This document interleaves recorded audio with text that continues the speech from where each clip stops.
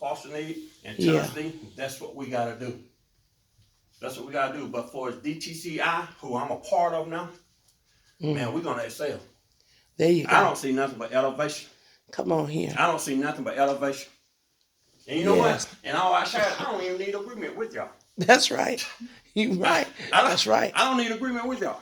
That's right. Because God and myself have already had a talk about the things that He wants me to do for this body and the things that it's a mandate for me to do it, whether you be a part of it or not. Yes. Because there have been some people that came to Washington, Georgia from Augusta that said that the drive was too far. Come on, Father. But I'm in Augusta now. Come on, Father. I'm in Augusta now. Yes. So we're going to be strengthened. That's right. We're going to be strengthened. We don't have to weep and worry about finances anymore. Come on here. Because I shared with Apostle before, God had given me a plan about finances. Yes. Either you get on board or somebody else get on board. There you go. Come on here. One way or the other. But we're going to grow and we're going to do this thing together. Amen? Amen. Amen. Second Chronicles. Chapter 16. Starting with verse number 7. And I pray I don't be before you long. But I know we're going to be in Second Chronicles a couple weeks. Because Amen. I tried to get through Second Chronicles 16 with just verses 7 and verses 9. But it's kind of hard because everything dealt with this one particular king. King Asa. A-S-A. King Asa was a young man when his dad was king. And his dad didn't stay king for about to you how your own service gonna go when you know your God and they don't.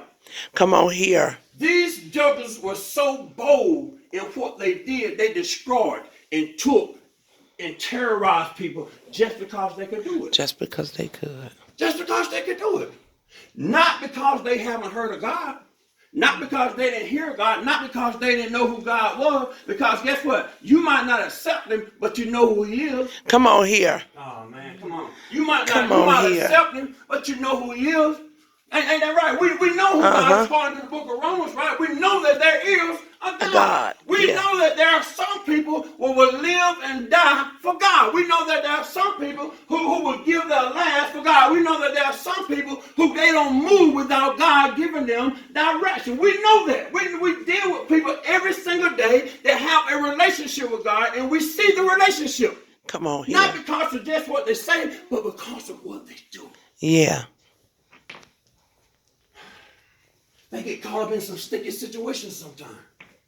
And we, as the children of God, we'll sit there and we'll access the situation and say, man, I don't know how they went through that. And we're supposed to be serving the same God. Come on here. Come on here. We're supposed to be serving the same God they serve. But we'll sit there and say, man, I don't know how in the world they went through that. I wouldn't have took that. I would have did it a different way. But we said we serve the same God. And what we'll try to do, we'll try to say, man, they're just crazy. That's right. Where do we lose focus at? Where do we lose focus amongst our brothers and our sisters where they are living out the word, where they're living out the scriptures?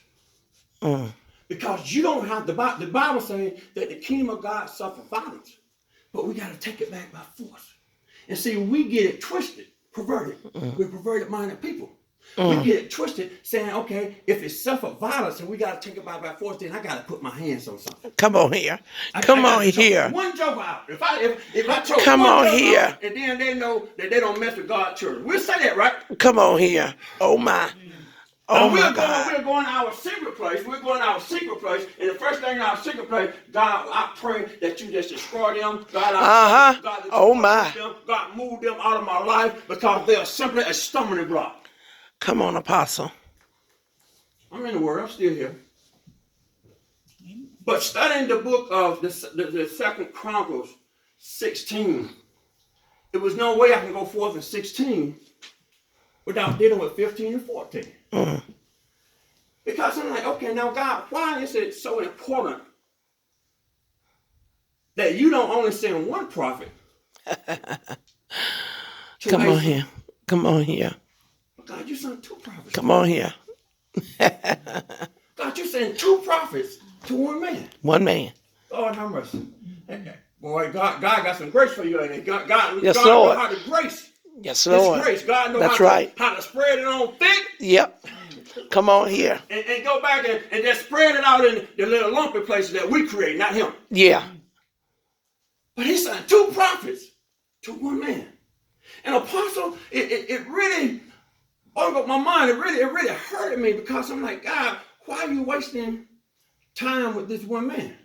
And God showed me the reason that he wasted so much time with this 1 man, because this 1 man at one point walked in this true image. Yeah. Yeah. Yeah. Yeah. Come on here, Apostle. See, so Come now on. that answer a question to the body of Christ, to answer a question to me directly. The reason God spent so much time with me, even in my mishaps, even in my shortcomings, even in me not glorifying him, is because I once had a relationship with him. I once was on fire. I once had a zeal. I once cried, and every cry and every tear that I shed was because of the true and living God. But Asa was a different breed of people. Asa was a different breed of kings because his father died when he was young, and what he did, he stepped in and he became king.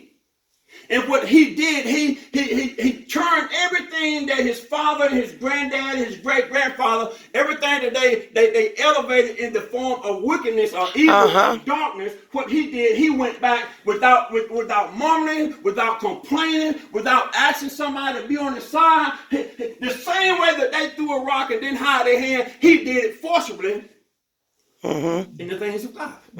Come on here. He didn't ask nobody for instruction. He didn't ask nobody for help. He just went in and tore some stuff down. Yeah. Come on here. And I know I told y'all to go to 2 Chronicles 16. But I want you to go all the way back to 2 Chronicles chapter 14. Put him in the seat of David. And Asa, his son, reigned in his seat. In his days, the land was quiet. What? 10 years. 10 years. Because of Asa and because of the relationship he had with God. Because you know what happened, Apostle? Then I look back at this dude, Asa. And I'm like, man, you know what? To be raised up in a house that he saw nothing but terror. He saw nothing but cruelty. He saw nothing but animosity. He saw nothing but pride. He saw nothing but them junkers being puffed up in themselves. He's seeing nothing but arrogance. He's seeing no glory of God. To be raised up in a house, but to have a different mindset. Yeah. So now what that tell me, Jemiah, what that tell me is that no matter how you are brought up, no matter how you are raised, no matter what. Come on, preacher. Just say it. Yeah. Let me break it down a bit. Don't allow your situation dictate to you who you are in God. There you go. Because you got to understand, if God allowed you to get life in your situation, and then he wants you to do something about the very situation that he gave you life in the midst of. Come on here. We trouble ourselves so many times about the way that we came. Whether we came through molestation, whether we came through rape, whether we came through incest, whether somebody dropped us off on somebody's house and we don't know who mom and dad is. Maybe our mama committed suicide right in front of us at 2 or 3 years old. It doesn't matter anymore. It doesn't matter. I tell people all the time, it took 2 natural dudes to raise me. I was a handful. I was something to reckon with. One arm was firm and one arm was soft as cotton. Guess who I desired to connect with? The one that was firm. Because the one that was soft as cotton couldn't get me where I need to go. Because I needed a swift kick in the butt sometime as well as a pat on the back. Yeah. So what Asa did, Asa decided, and you got to understand, there had to be somebody praying for Asa. Not praying for Asa literally, but there had to be some intercessors in the land. Yeah. There had to see somebody praying for the nation of Judah. There had to be somebody crying out to God. God changed the situation. Yeah. There had to be somebody crying out, God, you got to send us a king that is only have an ear to your voice. Yes. There had to be an intercession in the land. So now we don't look at intercession as strange. Come on We here. shouldn't have to look at it as strange. Now this is another tool that we can put in our belt to understand the importance of intercession. Here I am, Lord. Here I am, Lord. It Yes. is a place now, according to Asa, being grown, being groomed. Now, you don't understand now. These are kings. These are ruthless kings. Don't think that these kings didn't try to groom this boy to be like them. Yeah. Somebody say, but God. But God. But God. God had his hand on this little man, on this little guy named Asa. Asa saw a lot of stuff. And Asa did that which was good and right. Mm-hmm. Uh-oh. Come on here. I say, all the time we worry about stuff that's only good. Yeah. That's the only thing we worry about the good more than we are the right. Yeah, come on here. It should be about the right more than The the good. good. So what he did, Asa, according to the scripture, and Asa did that which was what? Good and right in whose eyes? In his brother's eyes?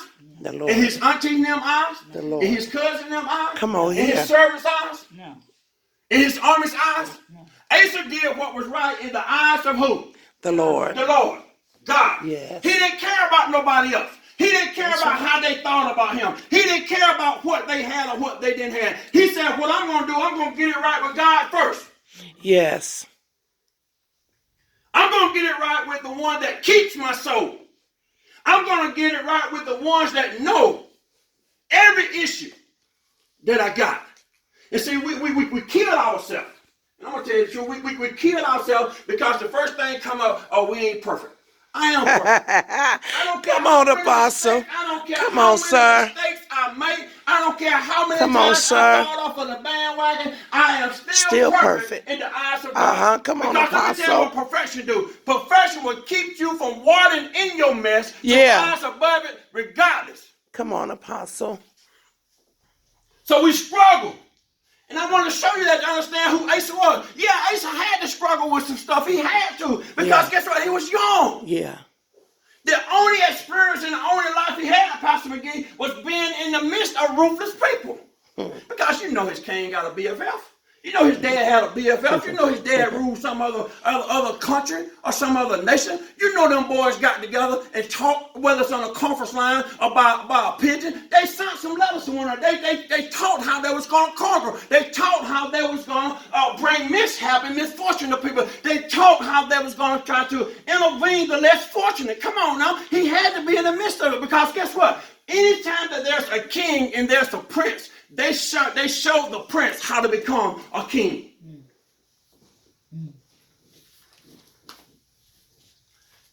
And I can see God now. Even though they speaking in the midst of this young boy, I can see God with his Holy Ghost hands blocking the ears of this young man. Thank you, Father. I can see God now instilling everything that he needs for him to do in the hour in his appointed time. Because I'm going to tell you what to do. If you don't know when your appointed time is, can I help you out? Your appointed time is now. Come on, Father. Your appointed time is now. Yes. Your appointed time don't have nothing to do with how you felt this morning at 6 o'clock. Come on here. But your appointed time is right now. That's What good. are you going to do with the thing that God has given you at this very moment? Come on, Father. What are you going to do with the very thing that God has given you to be transparent and true at this very moment? What are you going to do to be able now to go back and tear down some groves and some altars that you've built up in your Come own on life? here. That's good. So every tool you got now to conflict things. Because guess what? We need to be able to kill some things, though it has birth, that it don't mature. Yeah. Come on, Father. Come on, Father. Help me, Lord. Help me, Lord. We need to be able to kill some things that don't, even though the seed has been planted, even though you see it sprouting, but yet you still have the ability to step on it. You still have the ability to kill it. You still have the ability to simply pluck it up out of your life and it don't mature. Yes. Because if it matures, guess what it's going to do? It's going to choke you out. It's going to entangle you. It's going to put you in bondage. It's going to put you in a place that you got to go through life worrying now. It's going to put you in a place that you got to be double-minded and unstable, and therefore you have no place in the kingdom.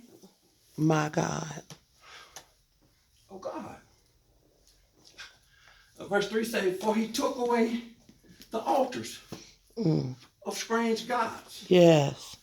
In the high places. Okay. So now what he did, Jemiah, he just didn't deal with the small things. Mm-hmm.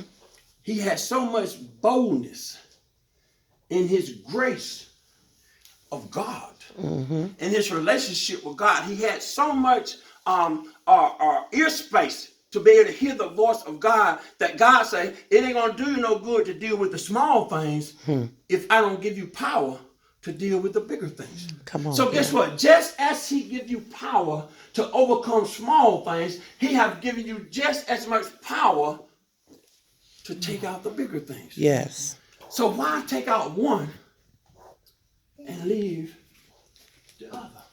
There are some things that you have allowed to raise up in your life or to rise up in your life that you had part in. But there are some things in your life that you didn't have partake of. You just welcomed it. That's right. Come on here. Come on here. You just welcomed it. Just welcomed it. You welcomed it. See, we don't know how to deal with iniquities. We can deal with the sin. We can deal with the sin because what the sin did, what the sin do, Apostle, the sin come at us big. Mm-hmm. And it come as Apostle McGee, it come as like a tidal wave. Mm-hmm. And see, we can see that joker coming. Yeah. But what about the iniquities? What about the stuff we step in every single day that we don't even pay attention to? What about the things that when we go somewhere we ain't got no business going, that collects itself under our feet or in our shoes? So we'll prefer to deal with the sin. For people can see me in a way that, oh God, I'm dealing with it, I'm going through it. But we don't rest and we don't get no sleep at night because we struggle with the iniquities. Because we don't know how to deal with the small things. Okay, I'm going to help you out here. So what we're going to do now is we're going to go to, he said, verse 3 says, for he took away the altars of the strange gods in the high places and break down the images and cut down the groves. Anything dealing with wickedness, anything dealing with sin in our lives, we need to find some kind of way to destroy it. That's right. Whether you cut it down, he showed us what to do. He said what we do, we in the high places, he said we break it down, we cut it down. See, a lot of times what we try to do, we try to just move from it. That right there. Yeah. We try to move from it and pray that it get on somebody else. Oh my goodness. Yep. But he said, no, you got to cut it down. Yes. He said, you got to destroy it. You got to break it. See, anything broken has not the power to be dominion over our life. It's broken. It can't reshape itself. It can't reform itself. It's broken now. So it don't have power. It don't have that stronghold on us now. So he said, what you got to do, you got to cut it down and you got to break it. Now you got to understand, he said, cut down the groves. And this grove have a S on it. Means more than one grove. That's so right. we have stumbled across, we have fell in, or we have come subject to some things that we had no business being part of. And so what we got to do, it's okay. Look back over our life. Look, do it. Like on the computer, sometimes our telephones or something like that. Sometimes you have to go back and you have to hit the history button. And you have to see who you talk to. You have to see what kind of communication you had with some. See, in our lives as Christians, what we have to do, sometimes we have to keep our hand on speed dial to our history button. And anybody who ain't enhanced us or anybody who ain't pushed us, what we got to do, we got to quickly delete them. Yeah, that right there. We got to get them out. Get them out. And you know what? Get them out don't have nothing to do with giving them an excuse why. That's right. Come on here, preacher. Yeah. Get them out don't have no. They don't have to know. That's right. They ain't got to know. Come on, preacher. What I'm doing, I'm not only saving my life. Come on here. Come on here. I'm saving theirs too. Come on here, preacher. You know, Yeah. I'm saving them jokers' life. Because Yeah. guess what? What you're doing now, you become a tent in my life. You become a tent in my life. You become a leech in my life. You can't understand that you're sucking off me, and you don't understand sense enough that if you get full, you're going to pop and die. Come on here. Asa was a bad boy. Asa didn't seek no reformation from nobody. He didn't seek no confirmation. He just went and did what he had to do. Come on here. Come on now. Come on here. He just went back and did what he had to do because what he did didn't have anything to do with him and him alone. It had everything to do with the nation that he was over. It had everything to do with the children of Judah. It had everything to do with God's people. It had everything to do with preparation. It had everything to do with God's timing. And guess what? He did it while the anointing was yet heavy. Come on, God. Come on, God. Lord have mercy. He did it while the anointing was yet heavy. Because let me tell you what we missing at. Sometimes God give us an assignment and we miss the assignment because the anointing has become weak. Come on here. Oh, we'll do it. But we'll do it in our own time. Oh, my. We'll do it in our own time. And what we do, we show up with a weak anointing. We show up with a weak anointing. Oh, Lord, come on, y'all. Come on here. I don't care. Y'all ain't got to agree with me. But what you do, you show up with a weak anointing. And he said in verse 4, he said, and commanded Judah to seek the Lord. Oh, Lord. He didn't only do what God told him to do on the behalf of himself and the people.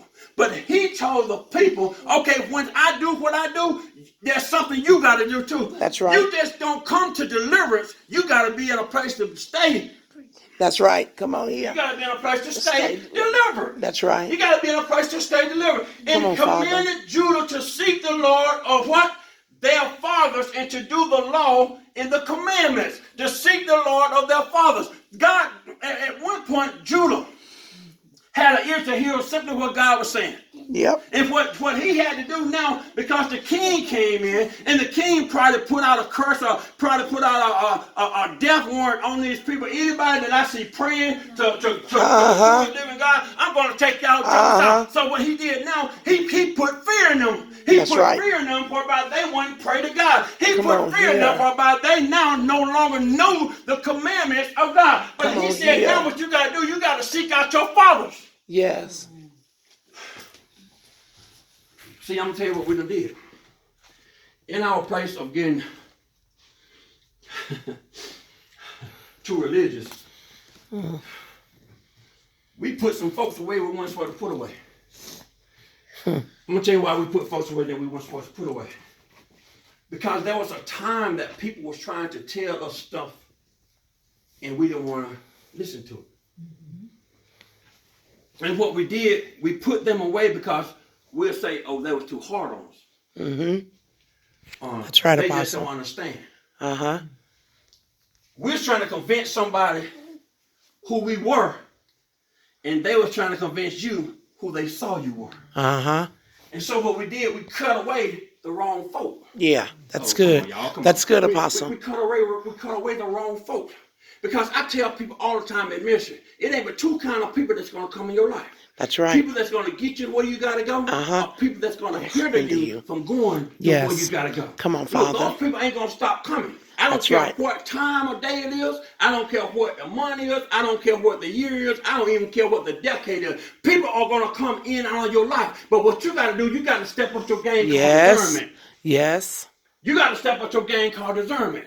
Because now you got to understand, if they come in my life, I need to know why they're there. Yes. And if I know why they're there, then I know how to deal with them jokers. Oh my. If I know what they're there for, I know how to deal with them. If I know that if they don't never have a word for me, that ain't my connection. But if I know a person can soothe me, even in my wrongdoing, to be able to get me to the next step, that's the joker I need in my life. If I know that a joker gonna come in my life and give me truth, that's the joker that I need in my life. If I come and a person come up to me and they don't ever want to get down with my situation, and that's a joker you need to get in your life. Y'all know I say if I get down with your situation. That's right. When you be trying to hand somebody an invitation to a pity party, It ain't nobody at the party but you and whoever you get the invitation to. Uh-huh. Okay, that's 90% of the time if they accept the invitation, that ain't the person. That ain't the person. That's right. Come on, Apostle. Okay, That's not the that ain't person. Nigga, I'm learning too, Pastor McGee. I'm learning too. Apostle Nelson, it took me a hard time too because everybody that comes smiling in your face. Come on now, you know. Come on here. He said, even at the end of the days, there's going to be people that's going to come in your life saying, I did this and I did that. And he's going to say, what? Depart from me. No, not. I don't know you. See, I don't care what you do for me anymore. Mm-hmm. Because if you do it, it ain't me. If you do it, God sent you to do it. That's right. Okay, come on. Okay. That's right. Come on, preacher. Nothing. I ain't trying to hold on to nobody. I love everybody because that is a greater commandment. The commandment is for me to love. But guess what? I ain't got to hold hands with nobody. That's right. Come on, preacher. That's right. Oh, Lord, have mercy. First day on assignment, Apostle, you got me in trouble already. Okay. Verse 5 say, also he took away out of what? All the cities of Judah, what? The high places. High places. Anywhere that you worship anything but God. Come on here. He said he went in and did it. He didn't say he sunk nobody. Come on here. Come on, y'all better, Come on here. I'm telling you, you better get on board. He didn't say that he sunk nobody. Come on here. He didn't say that he got up a committee. He didn't say that Come on here. Put paper to put up application. He said what he did, he went and got rid of it. Yes. Come on here, God. Don't you know every time God gives you an assignment and every time you complete one, he got to give you another. That's right. But not only does he give you another assignment, he give you more. More grain. Mm-hmm. No more. No. Don't think that he don't give you just anointing alone, but he will give you grace. Don't think that he just give you anointing and grace. He's going to give you power. Don't think that he's going to give you power, but he's going to give you some fool come down your aisle and say, you ain't got to go. I'll do it for you. Yeah, that's right. Mm-hmm. Come on here. Okay. Keep on playing with it. Keep on playing. He said, also he took away out of the cities of Judah the high places in the images. Anything that don't look like my God. Come on here. Anything that don't represent my God. Yeah. Not partially, but to the fullness. Yeah. Anything that don't bring a manifestation of the glory of God, he said, I'm wiping it out. I'm taking it away. Come on here. And he said, what I'm going to do, I'm letting you know I did it. That's right. He let you know I did. That's right. Because guess what? He ain't gonna let nobody else get the credit. Yeah. Come on here. He ain't gonna let nobody else get the credit that God deserves. That's right. Because guess who he is? It was already noised in the community. When he took the kingship, and when he went down and tore down the first altar, don't think they didn't know about it. Don't think that who he was. Don't think that there was a different breed. They knew he was a different breed of people. They knew that this courage and this solidarity of mind, they know it didn't come from the daddy because the daddy would have undermined it, folks. He said he had to have another father. Had to. he had to have another father. Come on, Father. Now what he do, he say, I'm going to take away the false image of that what you are worshiping, and now I'm going to promote the image of the true Father. Yes.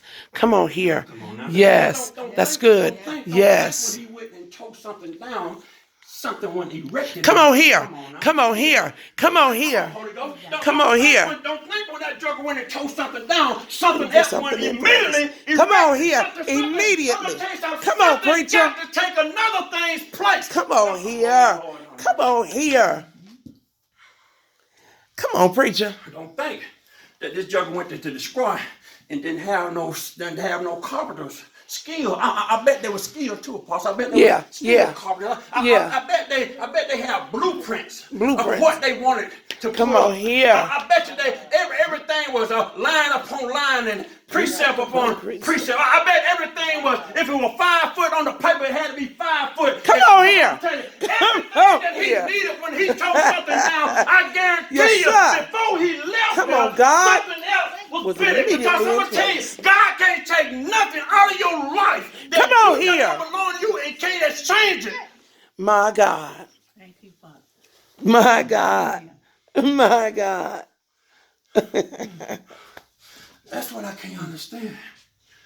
Why are we willing to hold on to things? Come on, Father. That God has his hand out and asking you for it, Jemiah, to only put it in his hands while he can exchange it with something else. Yes.